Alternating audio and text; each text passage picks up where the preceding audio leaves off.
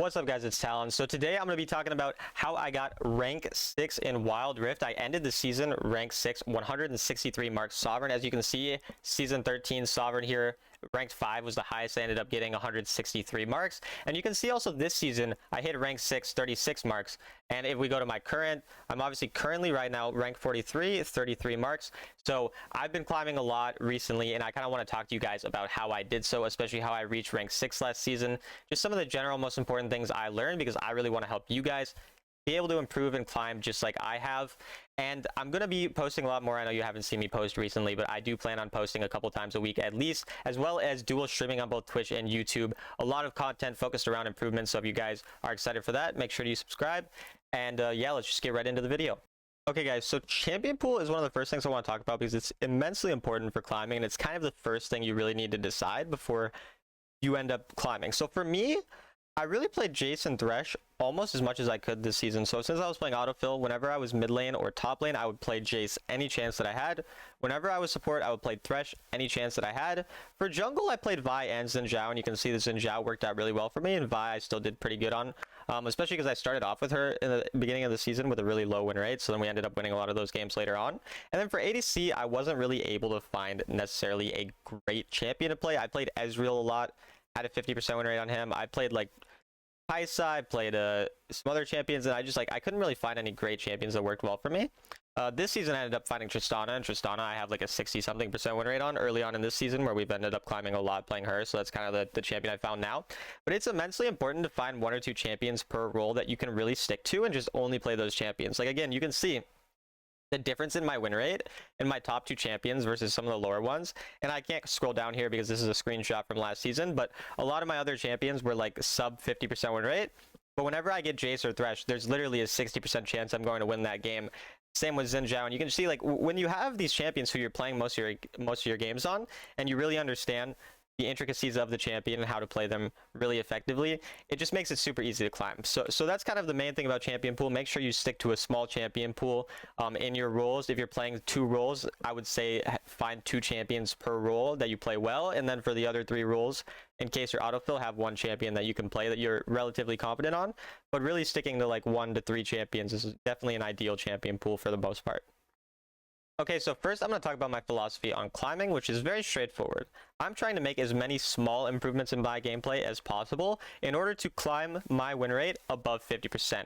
The further above 50% I can get my win rate, obviously the faster I can climb. So all these small things really add up, because I think about it, you know, maybe I improve this one aspect of my laning and I win 1 more game in 100 games. Well, that's already a 1% improvement in my win rate.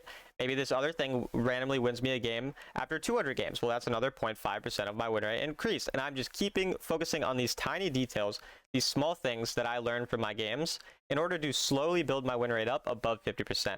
Rather than thinking about, I need to, you know, just play this one champion, then all of a sudden I'll climb. Or if I play this OP role, all of a sudden I'm going to win. No, I'm not thinking about all those things. I'm thinking about all the tiny little things and how I can improve on them. And I think that's one of the biggest problems with people. And that's what I'm trying to kind of talk about in these various videos that I'm going to continue to make. I want to explain to you guys all of the small parts of Wild Rift that can improve your win rate by a small amount.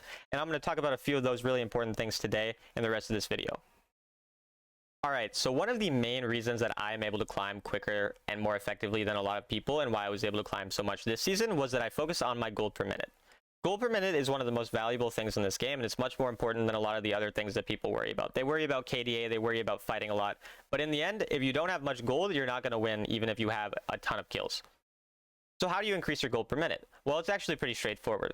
Oftentimes, people see their teammates fighting dumb fights in mid lane, doing dumb things, you know, and I'm sure we've all had that experience, and we want to go help them because we think they're going to die without us, and that's going to suck.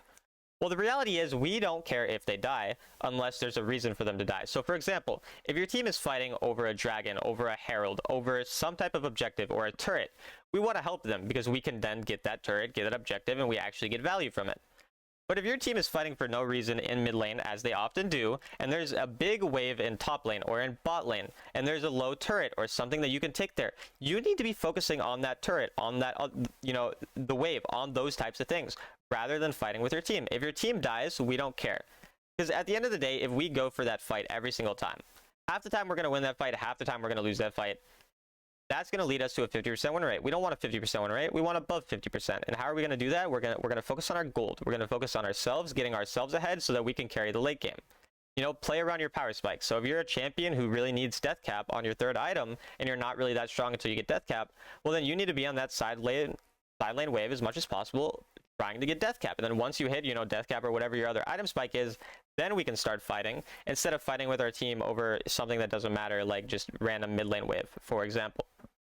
All right, so another super important thing to improve on is playing more around jungle. Jungle is the most important role in the game. It's the most powerful role in the game. It can ruin your game as a top laner, as a bot laner, as anyone. I'm sure we've all experienced jungle ganking us 6 times and feeling like there's nothing we can do about it. But the reality is there's a lot you can do about it. If you make your decisions more around how your jungler is pathing, how enemy jungler is pathing, then you will be able to understand the game much better and increase your win rate by a significant amount.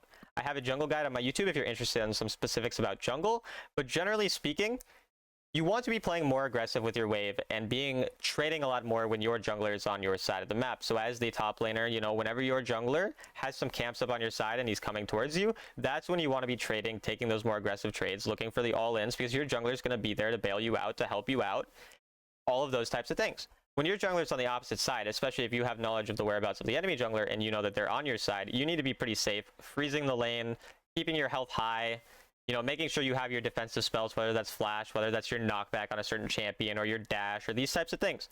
Understanding how to play around jungle is by far one of the most important things. I have videos on that on my YouTube channel that go into more depth on that, and I'm certainly going to go into deeper depth on that in future videos as well.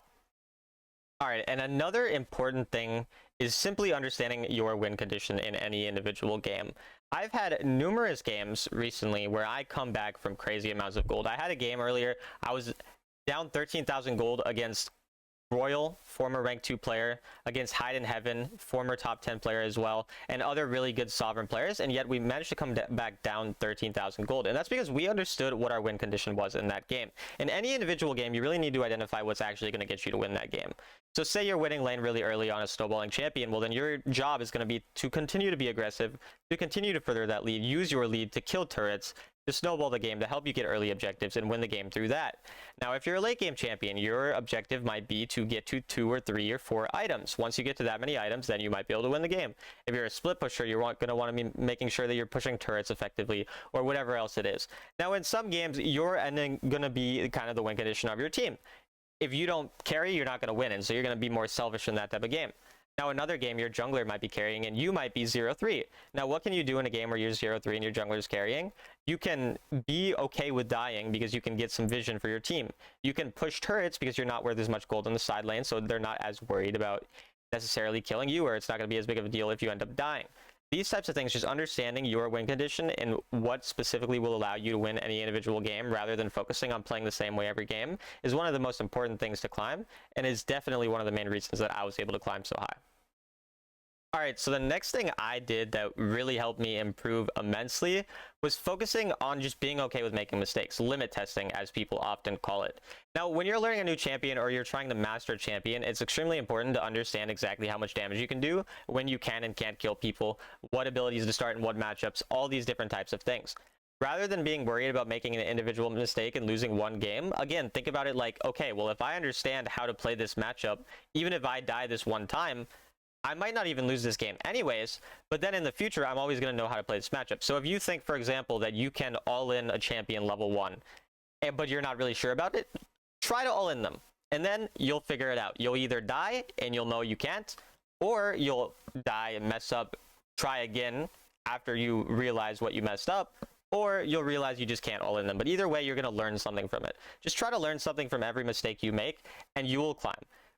If you're scared to ever make mistakes, you're never going to climb, because, you know, like, for example, I used to try playing against, you know, these top players, and I would always be scared to do anything. When I would lane against Lemont, I would lane against starting, I would just try to not lose so that my team can win that game. But that didn't really make me a better player.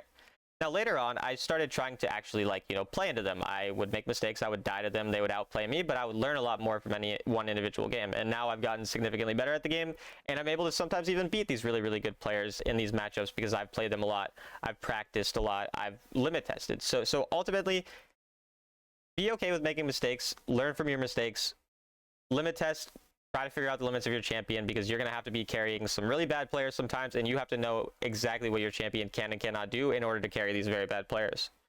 Okay guys, that's going to do it for the video. So to reiterate some of the main points of this video, I would focus on a lot of small improvements. Improving my win rate by even a very small amount is extremely effective because these small changes add up.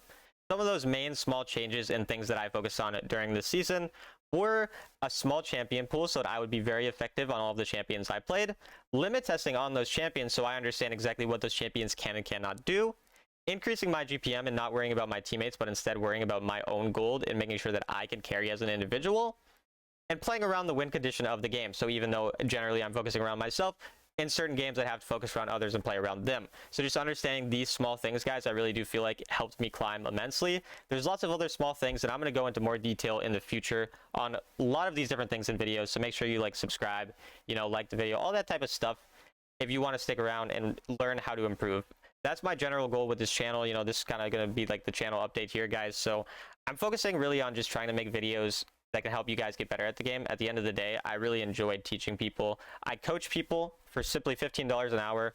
I'll coach you. Just DM me on Discord. The link in the description to my Discord and all of that type of stuff if you're interested in anything like that. I'm going to be streaming on YouTube pretty much daily as well now. I stream on Twitch already, and now I'm just going to dual stream to YouTube as well. Again, just anytime you have questions, anything that you want to know, I'm always down to help and help you guys improve, because that's really the goal of this channel. So again, I hope you guys enjoyed the video, and I will see you guys in the next video.